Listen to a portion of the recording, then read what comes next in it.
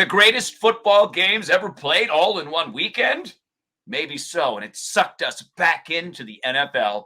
It is the Brewmance. Thank you for hanging out with us. My name is Rob Hunter, joined as always by my main man, Mike Russell. We're going to talk football. We're going to talk being back into it. But this is Conversations on the Brewmance we have over a beer, in Operation Clean Out the Beer Fridge continues. Mike, what are you drinking today?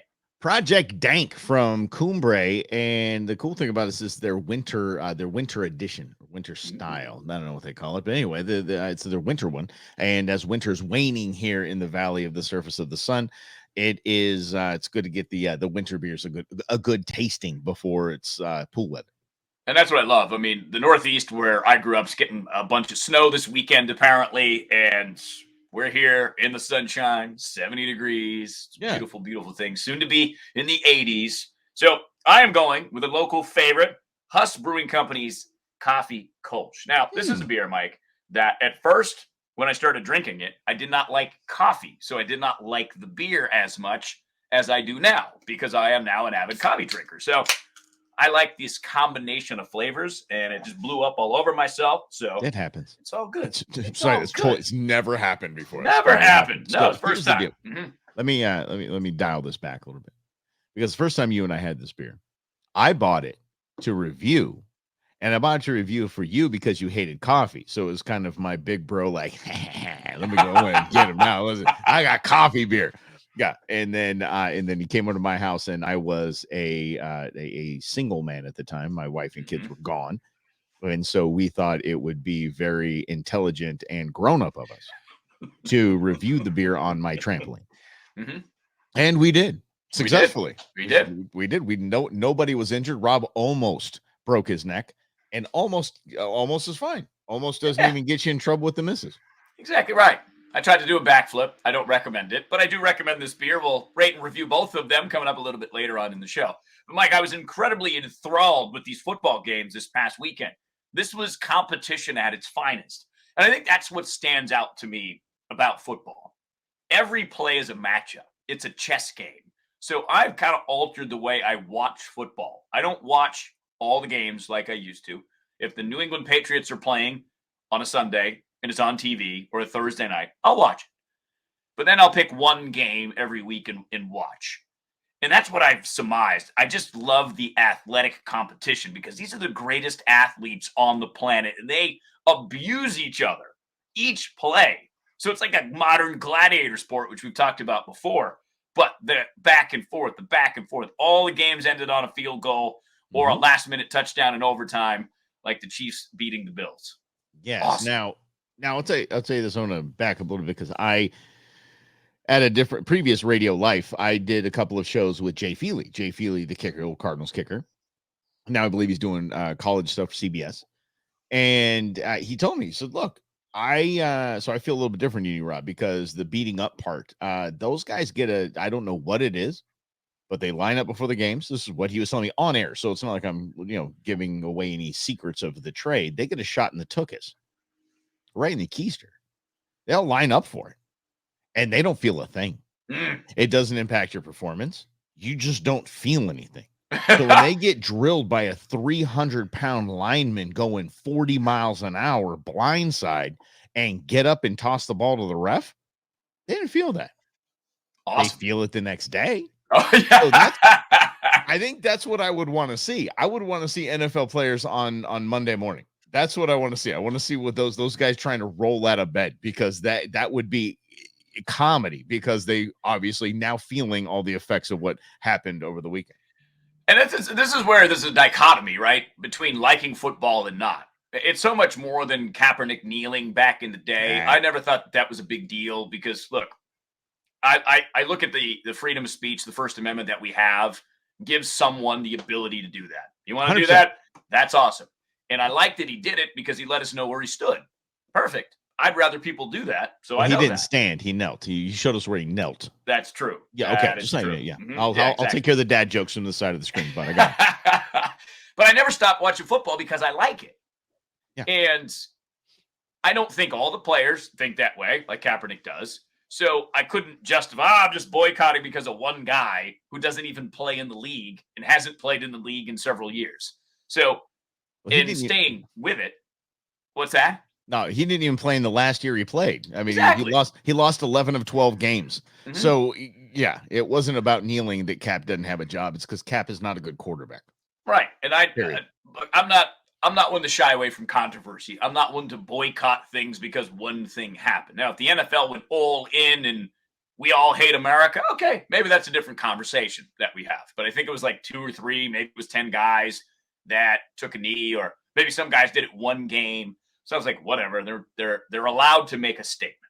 So I kept watching football and football and football leading up to this weekend and just seeing how fun competition can be.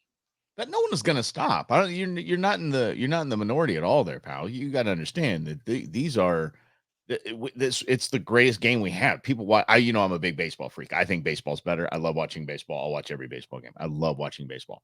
But that makes me weird to a lot of people. But it's okay. we can have that discussion at spring training. Right. But if we have it, thank you. But it was interesting to see the people screaming and hollering that they're never going to watch football. They're done with the NFL and this and that. It's the same thing with the Cambridge Analytics with Facebook. And that they said that I'm canceling my account. I'm no way in hell I'm doing that job. No, they're not. They did it. Facebook was just fine. Facebook stock did just fine. Nothing changed. It's just a bunch of people just trying to, I guess, vent. But their venting is a little disingenuous because they're saying they're being very clear. I'm going to take a stand here. And Kaepernick didn't take a stand. Don't give me that crap. Honestly, you get $40 million payout from the NFL, and Nike is paying him $1 bazillion because they put a shoe with his name on it and sells out in 34 seconds around the world. And anything with his name on it, his jersey still selling overseas like crazy. The guy cashed in on all of this. This wasn't, I'm taking a stand. If he was truly taking a stand, that money would go to whatever cause he was trying to point attention to, whether it be BLM or whatever it is. But you see what I'm saying? It just, come on. And everybody kept watching football. And it's good to keep watching football. I have no problem with that. I watched the first half of the season, every Cardinals game. The first half of the season when they win all the games, and then the second half when they lose all the games. Yeah, and we can get I can bag on my Cardinals a little bit too, but it just that wasn't fun to watch. That's just not fun. It's when your team is just imploding like that and completely falling apart.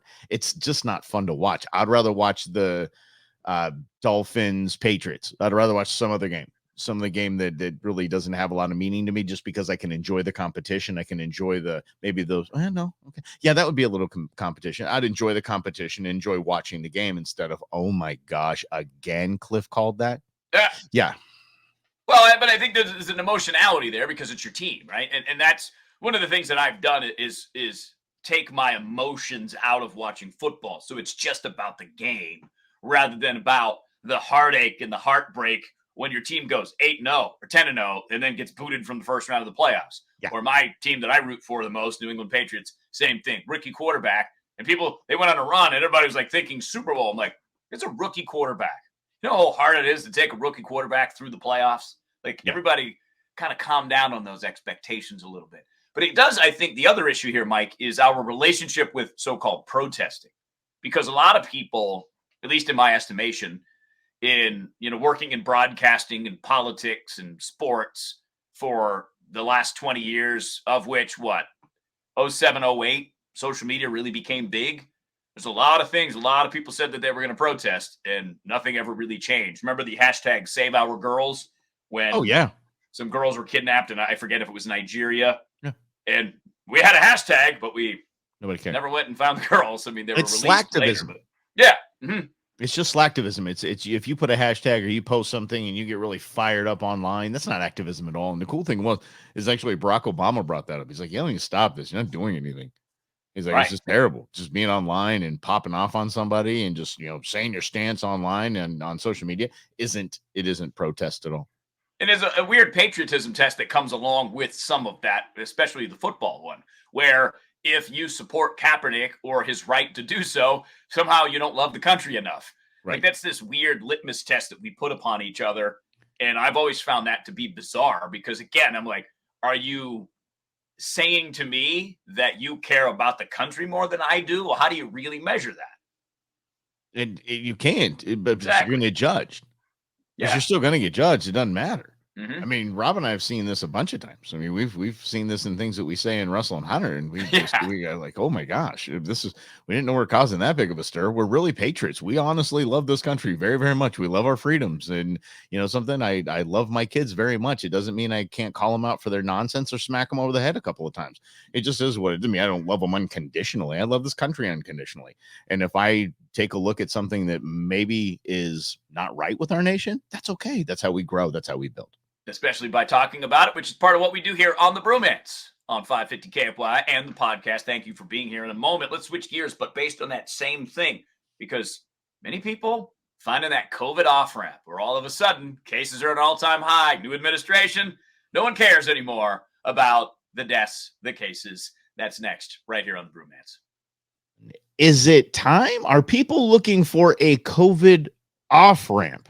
Welcome to the Brewmance on the radio, Arizona's only craft beer radio show. We have honest conversations around craft beer, kind of challenge each other, talk about things that maybe people don't want to discuss, because Rob and I have been friends for 15 years and we can do these kinds of things. So we always gather around a beer. Buddy, what you drinking?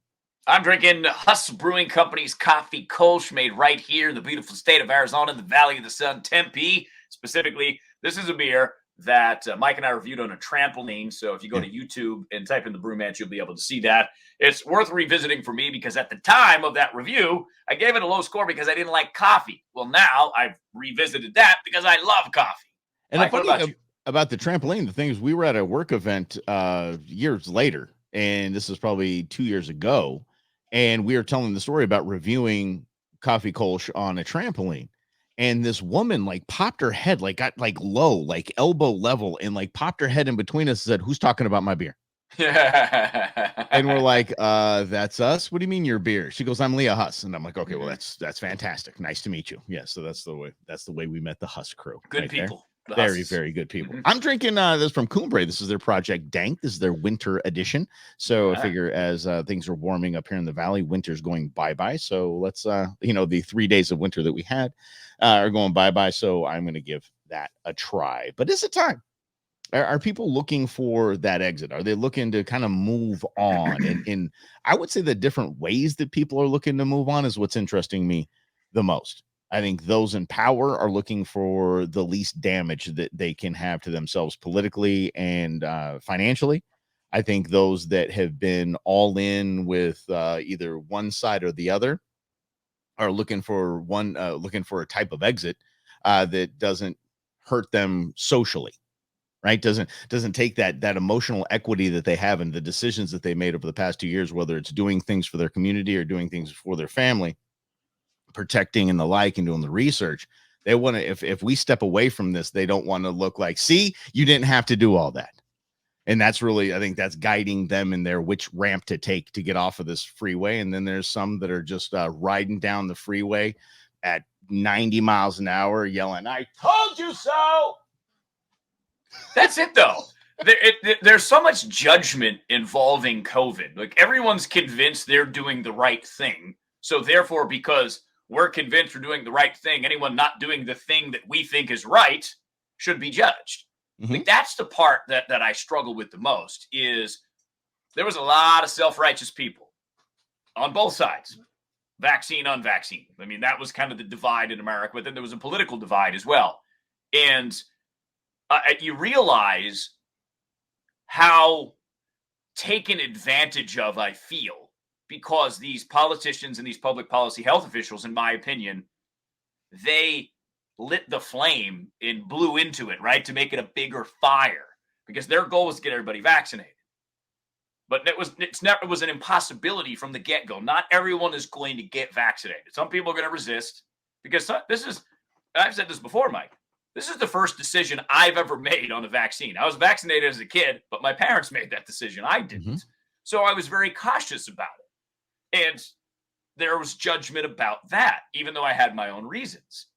So me, instead of trying to judge other people, I just said, I'm accepting what your decision is. And if my decision is different and it impacts how you look at me, that's on you. It's not on me. That's your judgment. And that was the part that I think was incredibly frustrating for me, is watching what happened to this country as we completely dehumanized each other. Not everybody, but enough people to basically some people should be castigated away from society. I'm like, who thinks like that? Yeah, people that are tied up in their emotions. Yes, people that don't know how exactly. to deal with those emotions, whether it's pro or against getting the COVID shot. They're still tied up in the emotionality of the entire thing. I think what is exciting for me, at least, and I'm just going to bring it down to us here, is that it's changed me a little bit. And I think it's changed me a lot of bit. This whole ride, this whole 2.5 year, however the heck long it's been. How long has it been? Are we on to year 3? We're on to year 3. Yes, because if you count, I like to look at the first case in Arizona, which was this week 2 years ago. Oh, okay. All right. We've had 2 years of COVID's in America. COVID is in the state of Arizona where Mike and I live. I've been focusing more on my health. And as a 46-year-old male, I probably wouldn't have been doing that had we not done this. I made the decision not to get the shot. My family did not get the shot. We all got COVID and we survived it, and we have natural immunity and things are great and fantastic. At least we think. And it's time to start focusing on, hey, wait a second. We can eat a little better. Doesn't mean we have to starve ourselves or we have to, change and just eat rabbit food. We can change our diet. As a matter of fact, when I was picking up this Cumbre, I was about to get a 15-pack. I was getting about a Founders 15-pack. I'm like, it'd be good to have that in the fridge. And I grabbed it and I'm like, no, it won't. I don't need 15 beers in the fridge right now. No, and I'm telling you, it's just a change. I'm not going to Rob's doctor. Rob and I have the same doctor. This doctor is kind of working the whole of body health instead of just let me just test your cholesterol until you need to eat more avocados. Yeah, right. Right. So it's actually been my off ramp is okay. I kind of went inward. I'm gonna do me, and I'm not gonna worry about what other people are doing. Not worried about what other people are saying. I'm just gonna do life how I do life and try to be the best, probably most not healthiest because I'm not gonna be some triathlete and I don't want to be. I would say just make my immune system better and stronger. Yeah. Yeah. And there were so many lessons to take away from this. And if you did do that and turned internally, you can figure it out. Now, I do think that we're programmed as humans to find the simplest solution to complex problems. And I think for a lot of people, the vaccine was it because you were told that was it. This was going to work. This was going to do that. And I think that the reality has set in, Mike, that, and we talk about this on Russell and Hunter. And again, this is just my opinion. It's not intended to offend you. I accept your opinion, whatever it is. The level of lying from the top, though, has created a massive amount of distrust in each other, in the system. And there's new information that came out this week regarding Dr. Anthony Fauci and the high-up government public policy health officials, because they, in January of 2020, 2 years ago, they decided to downplay the lab leak theory, even though they thought it was likely that this virus was engineered in a lab, because the way the virus looks, the genome does not look like it came from an animal. There's extra protein short or something. Yeah, something like that. Or whatever. Yeah, it's either extra or minus. Right. So it made the impression that, oh, okay, this was done on research that the public policy health officials advocate for and fund. So they clearly didn't want to look bad. And most lies, I think, Mike, are meant to protect the person who's lying. So they started this narrative right off the bat to downplay that. But you imagine just for a second and think, okay, let's imagine it was from a lab. We're never going to be able to prove it because China's never going to let everybody access it.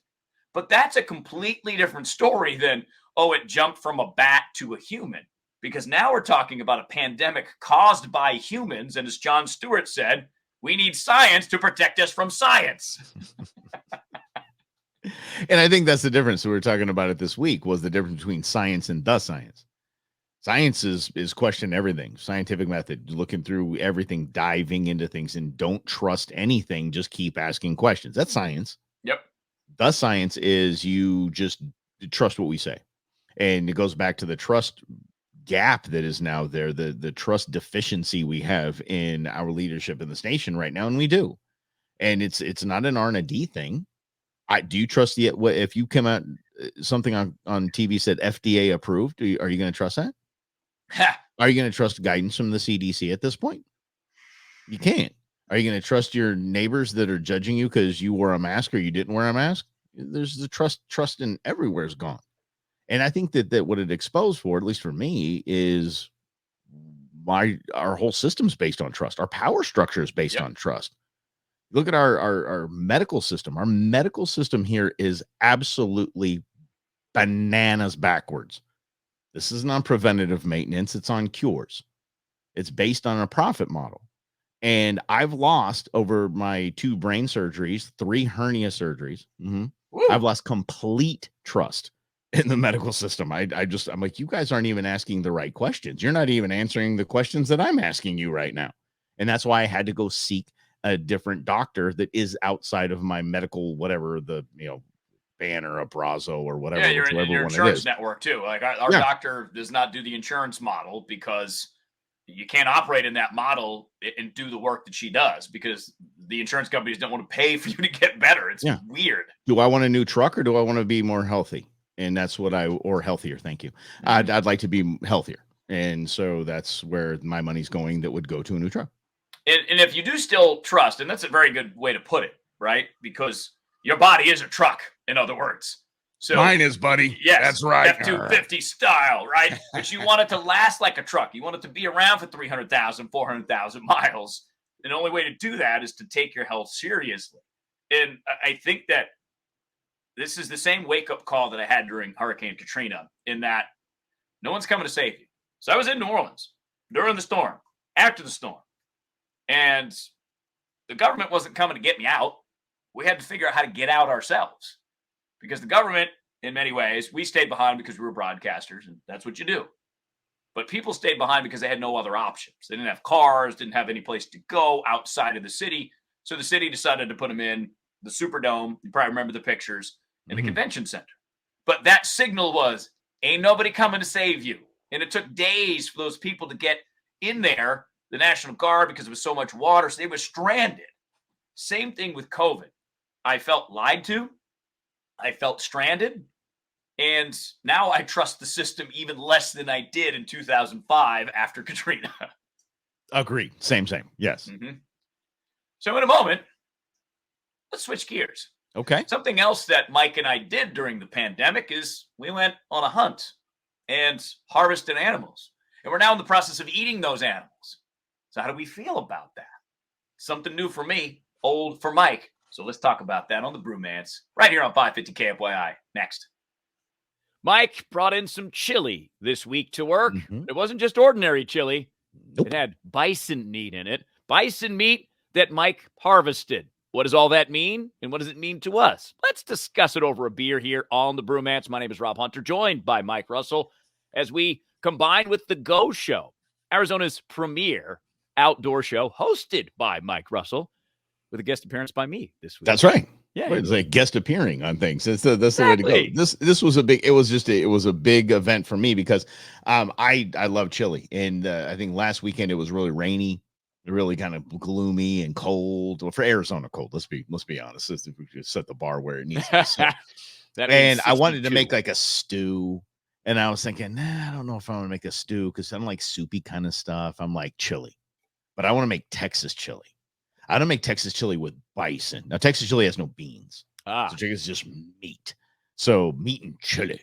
So, So I got a little Nomad grill out, and I just put a bunch of bison chunks on there. I cubed it up, put it into a beef chili that came out absolutely phenomenal. The guys, our boss and Rob, did not know I was making it. So I decided to surprise them on Monday, bring a bowl for each of them to give it a try. And we did a little video on that. And Rob was trying bison chili for the first time in his life. What'd you think of it, kid? I loved it. That was phenomenal. So it was very tasty. But I think the part that stood out to me is I'm eating this animal that I watched die. I mean, to put it as bluntly as possible. So that it's kind of a surreal thing. Because most of the time you're removed from that process. You eat a burger at a restaurant, you don't see the cow get slaughtered. And if you saw the cow get slaughtered, you might not want to eat that burger because it's not a nice thing that cows have to go through, particularly from big ranches, not like grass-fed ranches necessarily, but some of those farms where they churn cows in and out. There's no easy way to kill an animal, period. So That's a I good mean, point. it just is what it is. If Yep. if something is dying, it's not an easy process. And I think Exactly. as outdoorsmen, we accept that, and we accept that all the animal proteins that we ingest, that was not in, something had to die. Which is exactly how I approached our hunt a few months ago. Was that it was okay. I've done the bird hunting thing, shot a bird out of the sky. There was one bird in particular, and I may have told the story, so pardon me for just a second. I hit him, and he landed on the ground, or she landed on the ground. It's blinking like this. I can still picture it in my head. It was like trippy because I didn't kill it the right way. I didn't kill it in the best way. I didn't hit it with the shotgun in the most effective way. So that was in my head going into this hunt. And now I'm watching this huge animal. So you go from a bird, what was it, Mike? A quail or a pigeon or something? It was a dove. A little tiny thing. No. Yours a chucker. But the one blinking was a dove. Oh, dove. Okay. Yeah. But the chucker that I shot got up. I was like, oh my God, come on, man. Help a brother out. Just go down. It's not being paid. So, but that was trippy because you go from a bird to this huge, majestic bison. And he was struggling. I mean, told you this story. Go back and listen to the podcast called A Hunt That Changed Our Lives. It was really phenomenal. But then to eat that, it brings it full circle. I really do advise that if you are a meat eater, to watch the process of an animal expiring, whether it's through a hunt, whether it's through an online video, as close as you can get, just to appreciate the sustainability that we get from animals. And if you're going to be online, go to maybe social sites like Nature is Metal, and you'll get to see how animals die in the wild. It's not how pretty. Animals die without our help. They don't just go under a tree and wait for the sunset and expire. That's not how animals die almost ever.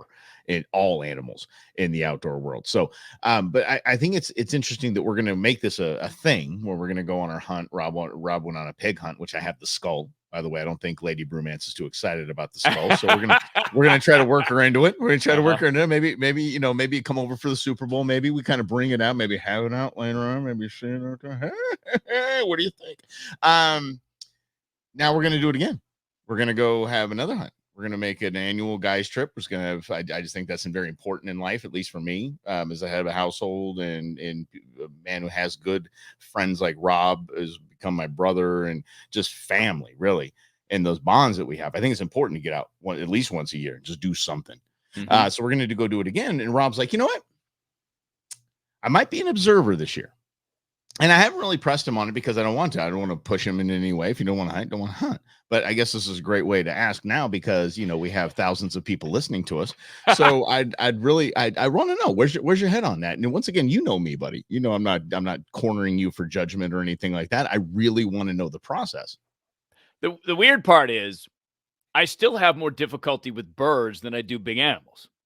Like the bird part is maybe because it's harder. And I'm not good at it. Maybe there's a part of me subconsciously that doesn't want to embarrass myself by just shooting shotgun shells into the air and missing everything. So that might be part of it. You've seen me shoot. Come on, man. Yeah, I know. But it is a lot of fun. I know that sounds morbid, but there is something. This is gonna maybe sound weird. Harvesting the pig was a big step for me, but it was almost like an instantaneous connection to everything. To nature, to the circle of life, to all kinds of different things, like instantaneous. Like I shot the pig and I had to shoot him a few times, and I'm just describing it exactly how it happened. Yeah. And I went over and I put my hand on it when he expired, and I did a little thank you, a little prayer, whatever you want to call it. 100%. And I just felt something different. Like that's what opened my eyes to it. So in terms of sitting out this year, there's a couple of reasons why. I don't quite have the funds to go big game hunting like bison or Watusi, and I'll still have pig meat, wild boar meat in my fridge. You still do. How much have you cooked of that? Come on, this is confession time. Now I'm going to corner you. Not a whole lot. Not a whole lot. Mm-hmm. But I mean, that's just me and my relationship with cooking more so than anything else. Oh, I know. But I just don't make the time to do it, which is something I'm trying to improve in 2022. Well, yeah, but okay, so that makes sense, and that's the reason why I asked that. I think that's open and that's straight up honest. Rob and I don't hide crap from each other. We don't. So I'm not nervous about it. I'm not I feel good about it because there's another option of a ram And I'm like, I'm not sure that I would eat ram meat. So I don't know that I would do that. I'm of And the they're same. like- I'm cut from the same cloth, but I'm telling you, when I look at the ram, I want one. But I'm Yeah. like, what am I getting? Like, I don't know, 80 pounds of meat. I'm like, I'd eat ram meat. It's fantastic. But I'm just like, I don't know. I'd rather get a little something else. Mhm. You know, I'd rather get something that's gonna fill up my freezer. So, definitely with that. So anyway, but there's different things that we can do. But I think the important part is that you did see that come full circle, and you also did that with Chucker. We made Chucker tacos a couple of weeks ago. Ooh, so good. Yeah. So actually, Rob harvested pheasant. We prepared the pheasant. We brined it overnight in the Slavo brine, Slavo salt seasoning. Go to slavosalt.com. Use the keyword brew. Get you 15% off your order. Heck And, yeah. But I turned it into a brine. It's fantastic. It was amazing. So did that for 24 hours, put them on the grill. Rob was there cooking the bird that he harvested, and we made tacos out of him. To me, it's a life-changing event to do that the first time, and then to have somebody close to you do that for the first time. And so, Rob, now you've done it twice. Chucker, to the bison, you were hunter adjacent at that point on the bison. Oh, and just so you know, when I did bead down on that bison, I had Camping Chad to my right, I had Rob to my left, both with 30-round magazines. I said, if it charges, unload on this thing. Ain't no time to die today. I'm good. No. There was nothing between us and the bison. And that was, that was interesting because you think about your ancestors, right? Doing that. In particular, in this country, Native Americans hunted bison. That's how they ate and sustained themselves. And you get a sense of all of that when you're there. And that's the trippy part, because before you can really, truly judge things, and I'll bring in Joe Rogan for just a second, because there's a lot of people with opinions about Joe Rogan that have not listened to Joe Rogan's podcast. Correct. Whether about COVID or anything else, and what his approach is. So you can't really make an accurate opinion until you experience something. So similar to the Joe Rogan, the hunting, you can have an opinion about hunting all day. You can say it's against you and you don't do that, but essentially you pay for the convenience of someone else hunting for you if you eat meat. Now, if you're a vegetarian or a vegan, you don't have animal products, different conversation. But that awareness and experience of going through it helps me appreciate what I eat, that I don't have to kill myself. Let me just add real quickly to there, just caveat for you, is that no, vegan only. Vegan is the only one with an argument. Because if you say, oh, I can't believe that Mike, and now he's getting robbed to go out and just kill these beautiful, helpless animals. Oh, it's so awful, while they're chomping on a Whopper. Or if they say, I can't believe they do that. I'm a vegetarian. But did you see the leather seats in my Honda? Yeah, exactly. Those leather seats are a dead animal. So someone else made those for you. By the way, my bison pelt isn't going to be here until our next hunt, because there's only 2 tanneries open in the nation, apparently. And that's the hide, the pelt? Yeah, right. It's in Michigan. I'm waiting for it to get done in Michigan. I can't wait for that thing to come back. The skull is back. We're putting a barn wall up in one of the walls to get that done. It's gonna be fantastic. But it's super complex in really interesting and really rewarding. And that's the difference between talking about it and being about it. And it's okay to talk about it. I like to talk about things I haven't experienced, because it's not possible to experience every single thing on earth. So we have to shape opinions about them. But when you have an opportunity to challenge yourself, I highly recommend doing it, particularly if it's way outside of your comfort zone. I'm born with the last name Hunter, for crying out loud. And for 42 years of my life, it was incredibly uncomfortable. But going on that hunt at age 43, boom, brought it full circle, where I feel like I tapped into my ancestral hunter DNA, because that was when people named things after your profession. Correct. So somewhere in the 1300s in Scotland, the best we can kind of figure out, the first hunter came out. And you figured, okay, in Scotland, probably hunting rabbits, probably hunting birds, whatever else, foxes, who knows? So that is what I felt like I tapped into. Like, whoop, I'm going all the way back now to 1324 in Scotland or England or whatever. Right, and that's cool. The etymology of a lot of names. You look into, like, blacksmith and shoemaker, and that's just what they did, is what they were called way back in the day. Still don't know what a rustle is. Maybe it was a guy that just like shook up leaf piles, just rustling around, and then could be. Maybe don't know.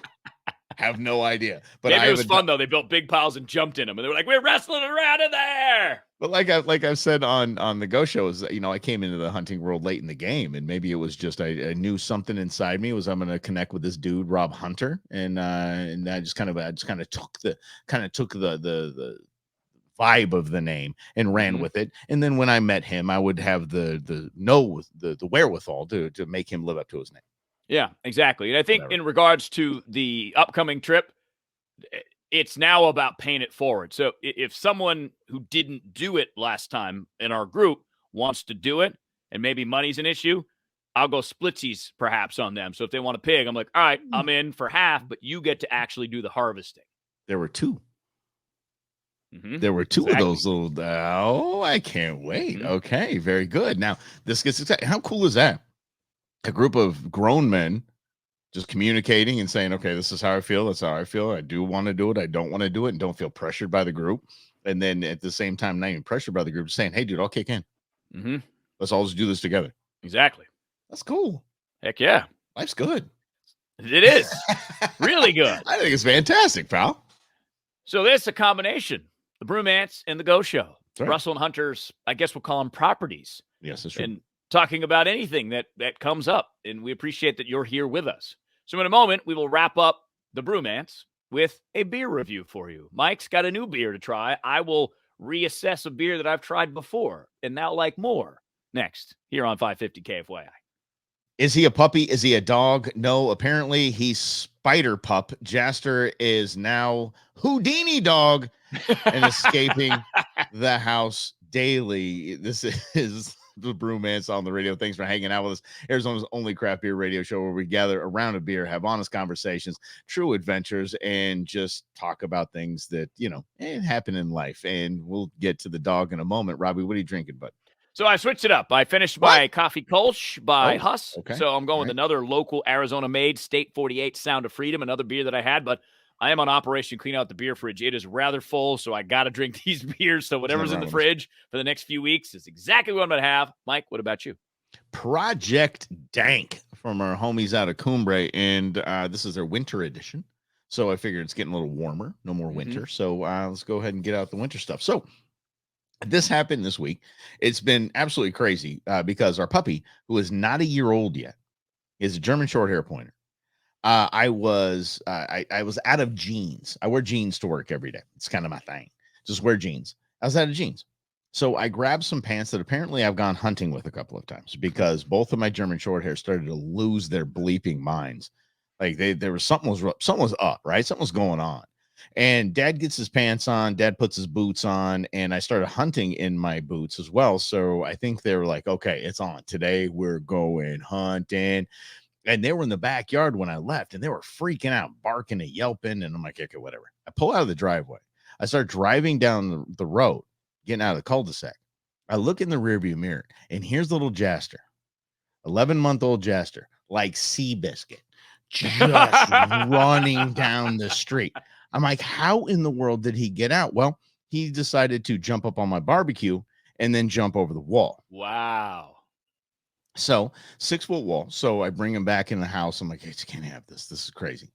So the next day, I was talking to the family about this. I'm like, I think we need to supervise until we get this really figured out and how we're going to not get him able to scale walls and whatnot. Nah. Everybody says everything's going to be fine. So I'm leaving. I'm going out my garage and I'm getting into my truck and I hear dogs just freaking out.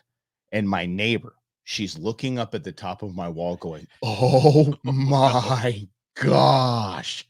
And there he is, just so proud at the top of the mountain. There's these just standing on the wall. I said, get down. And he gets down on the wrong side and starts going, kind of wants to go play with the other dogs. I come around their car. There, the dogs are freaking out. Jaster jumps the wall with unabated. No, there's no aid. Like a he's not velociraptor. Standing on anything. Or a kangaroo. He jumps 6 feet high, lands almost with all 4 on top of the wall. The last two, those hind legs kind of did a little Scooby-Doo thing, a little scoot up the top. But I mean, they almost nailed it. And then he hopped over to the other side. I am like, so we don't know what to do. So every time he goes out, we're like, what's Houdini going to pull this time? We have no idea. And so yeah, that's kind of where we are right now. It's get a puppy, they say. So do you have fun, to monitor him all the time that he's outside? Because Mike has this nice sized backyard. There's a pool back there, and it's got a good area for dogs to run around, especially dogs with a lot of energy, like German Shorthairs. Mm-hmm. So they run back and forth. I've been over Mike's, I don't know, hundreds of times over the last 14 years, and they run back and forth, and they tire themselves out. It's exactly what dogs like that need. But now you have to worry about this yard is not containing the youngest Jaster. This is what you get, though, Mike, for naming him after Star Wars characters. One of them's going to have the Force and be able to jump on a wall with cat-like reflexes for a dog. So, I thought that'd have I thought naming after Mandalorians and bounty hunters that they would just they wouldn't do anything until you paid them. So that's what I thought that was going to be the case. But they're all about fair play and being included. So if somebody's leaving and they think that that's not a good idea, they're going to jump the wall and say, I want to go check. Boba, the other one, I think he's too fat to get up even on the barbecue. So he's cool. He's fine. He's like, I'm chilling. Go ahead, Junior. I'll be right here. Yeah, I'll be over here. Your food if you don't come back. I'm just saying. They have foods and treats here. It's all good. Why would I want to run away from this? But I looked into like electric fencing and I looked into different things, and it's just he's so tenacious. I don't know really what will work. I mean, he has a training collar on, so mostly it's tone. It's tone they don't like. It's a beep, really high, and he doesn't like. So he knows course correct. Don't do that. Sure. And then next is a vibrate. It just vibrates, and he's like, okay, well, now you're serious. I get it now. And then the next is the orange button, and that's like on the Crown Victoria on Men in Black. Don't ever touch that button. Don't touch the red button, right? Because I'm telling you, it's unleash it all. It's spin him. So basically, it's kind of watching him as he goes out, and if he races towards that area, and if he gets up on a barbecue, it's time. Hit the button. Yep. Yeah. It's the only thing you can do. This is the only thing the dog understands. He's like his predecessor, Django. He speaks electricity. Interesting. Yeah. So that's not looked at as cruel because that's how the dogs learn? Because I know that you have had a couple of your dogs trained, like professionally trained to go on hunts. So, and that's a method that's used because it doesn't really hurt the dog over the long term. It just kind of sets a standard, right? Like to keep away from rattlesnakes. I know that that's used often because dogs are like, hi, Mr. Snake. Are you going to bite me and poison me with your venom? So you got to keep them away from rattlesnakes. You got to teach them to be super sensitive. If they see a snake, nope, go the other way. One of the big differentiators of the humans in the animal world is that the animals will try something that they don't like or something that hurts them, and they won't try that again. As humans, we're stupid. And we think, yes, I'm going to try that again. That's okay. I remember I lost a limb last time, but I'm still going to give it a try because I just did it wrong last time. The animals won't do that again. And so, yes, when you do show them that jumping over the wall is painful and dangerous, they won't jump over the wall anymore. So and I know people will get calls, but if you want calls, how about snake training? Like Rob just mentioned, snake training is you don't want to ever see that, but it's necessary in the desert. If your dogs are out playing in the desert like mine are, my dogs are out romping. 100, 150 yards away from me, just romping around. I don't have control over them. I can call them, they'll come back.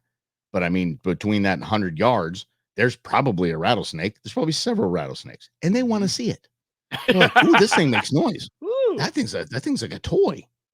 So, snake training a dog is one of the basically owners don't participate. Leave the premises. Trainers, they drop the pups off and they say, okay, you go do something I don't want to see. It's sad. It is, but it saves their lives. I've seen actually Boba's sister, she got bit in the face by a rattlesnake. Oh no. And it was, she almost died. It was horrific. Her whole head swole up. It was awful.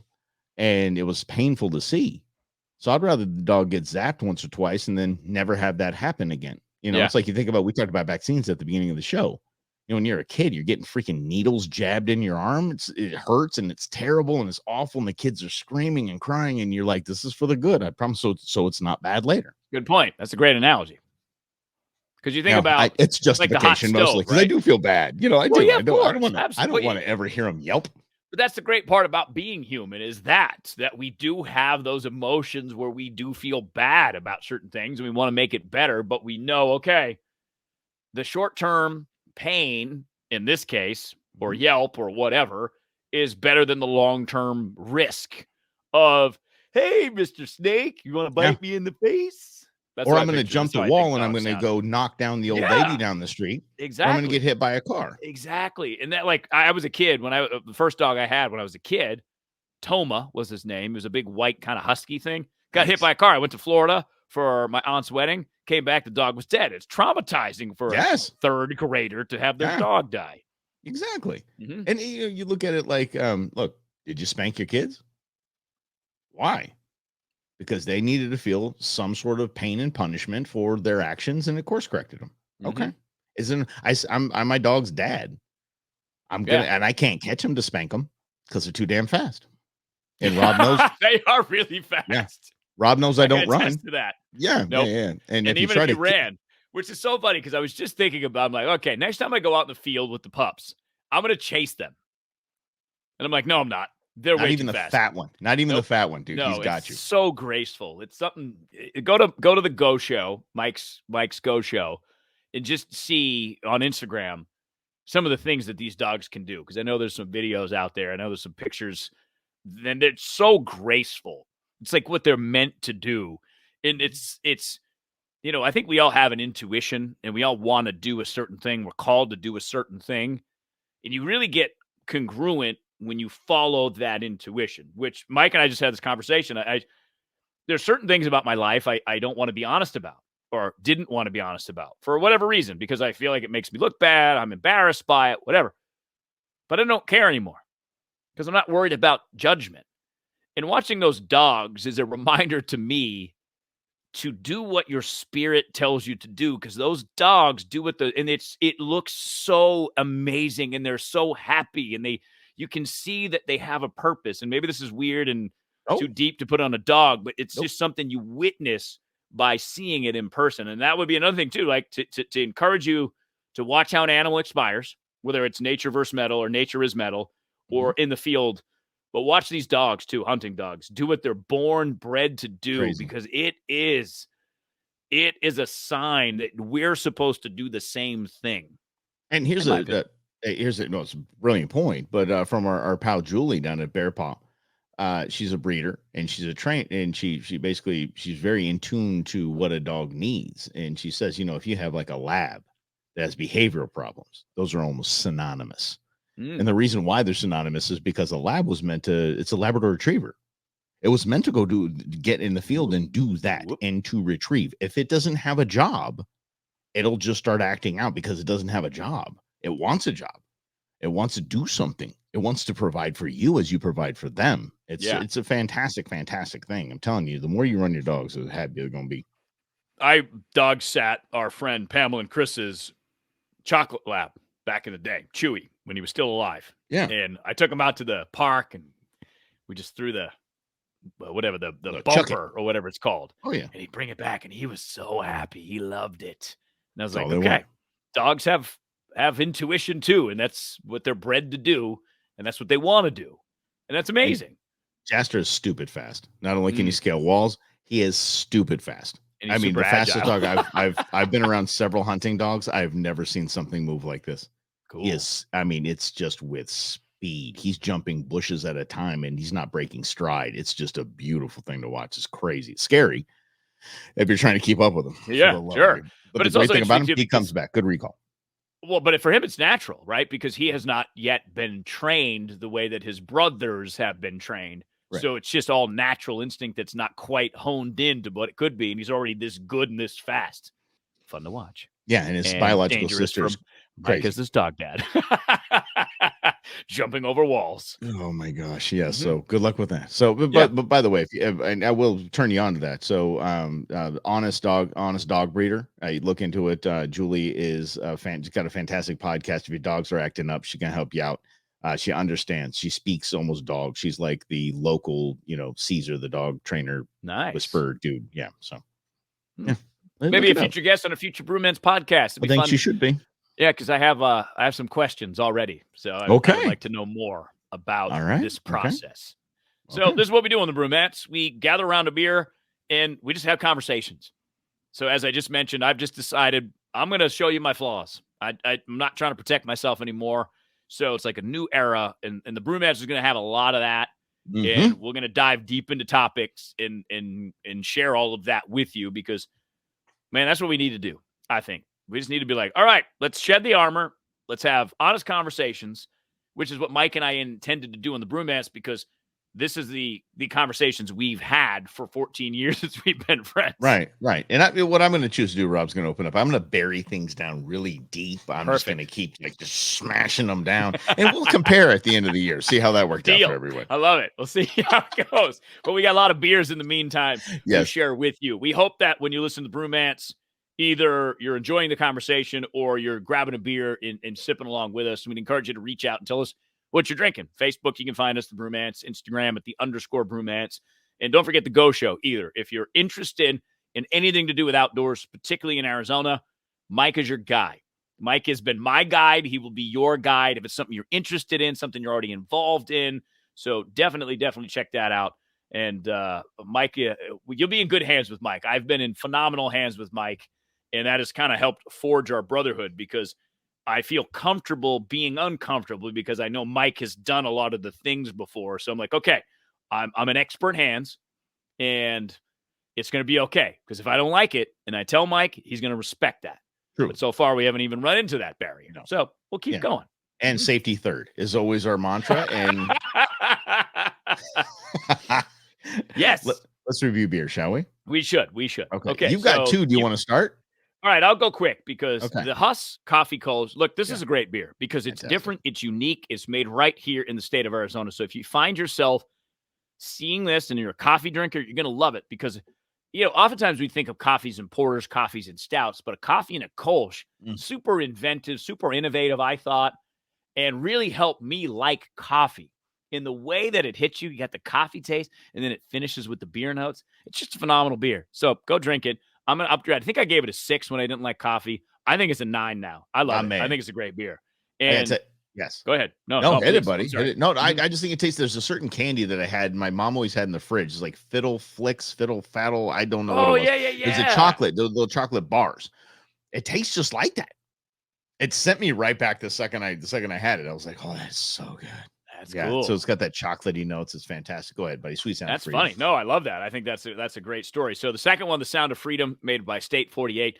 This is a beer that proves how deep the bench is in Arizona craft beer because this is a good IPA. I'm going to say like it's 8, 8.5, somewhere in that range. It's and especially comparing it to the coffee Kolsch, like coming at it with the Kolsch area to the hoppy IPA, you're like, okay, good stuff. So another one too. They've got like 5 or 6 locations throughout the valley. And if you're in the valley, check them out because they do good things. So good job, State 48. Good job, Huss Brewing. I'll tell you this, the Cumbre Project Dank, the winter edition. I said that I'm going to try to focus more on the quality of beer versus the crushability versus the, sessionable, that kind of thing where I can just keep going and going and going. If I'm going to have a beer, I'm going to have a good beer. And I'm focusing more on my health and doing that. And if I'm going to have a good beer, this is what I'm talking about. Nice. This is exactly what I'm talking about because this you can just have for a while. This isn't take this thing straight to the head. It's fantastic. It's wonderful. This thing is an 8.5. It's balanced. It's deep. It's beefy, and it's something you just want to sip on. You just want to have more, the next night, or this is a good night beer. So New Mexico making some good beers, or at least in El Cumbre. Yeah, so check them out too. Mm-hmm. It's not all Breaking Bad over there. Trust me. Yeah, exactly. There's a lot of that, but not quite because I used to live in New Mexico, not Albuquerque, but Farmington. Wow. We'll talk about that. It's like a suburb of Albuquerque. No, it is 3 hours away. But I've had a new realization about Farmington. So I used to not like that period of my life, but I look at it completely differently now. So maybe we'll get into that on a future Brewmance episode. I can't wait. Mm-hmm. Yeah, I've lived several places, so let's do this. I'm all about that. All right, dig it. Maybe next week we'll talk about that here on the Brewmance. And if you're listening to the radio version of the Brewmance on the radio, there's more to this conversation that didn't fit in the allotted time that we have for the radio show. So go find the podcast to catch the full conversation anywhere, including the free iHeartRadio app. I'm Rob Hunter. He is Mike Russell. Thank you for being a part of the Brewmance with us. Until next week. Cheers, everybody.